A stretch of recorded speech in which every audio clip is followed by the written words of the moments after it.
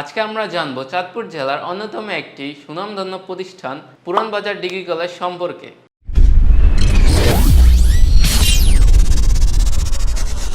পুরানবাজারের ব্যবসায়ীদের ঐক্যমত্যের ভিত্তিতে 1981 সালের 26শে অক্টোবর পুরানবাজার মধুসূদন উচ্চ বিদ্যালয় মাঠে এক সভার মাধ্যমে কলেজটির শুভ উদ্বোধন ঘোষণা করেন তৎকালীন মহকুমা প্রশাসক জনাব হাবিবুর রহমান। 48 জন ছাত্রছাত্রী নিয়ে 1981-82 শিক্ষাবর্ষে পুরানবাজার ডিগ্রি কলেজের পথ চলা শুরু হয়। শুরুতে কলেজে বিজ্ঞান এবং ব্যবসা শিক্ষা বিভাগ নিয়ে যাত্রা শুরু হয়।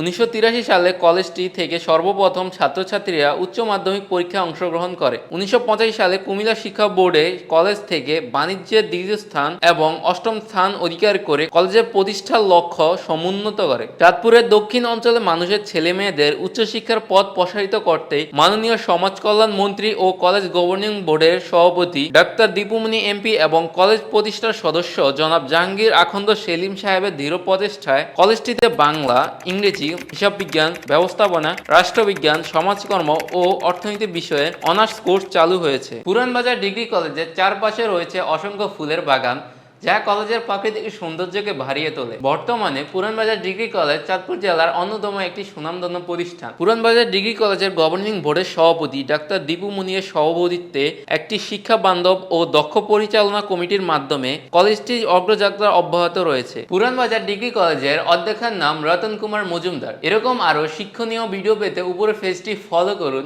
এবং ভিডিওটি ভালো লাগলে শেয়ার করতে ভুলবেন না।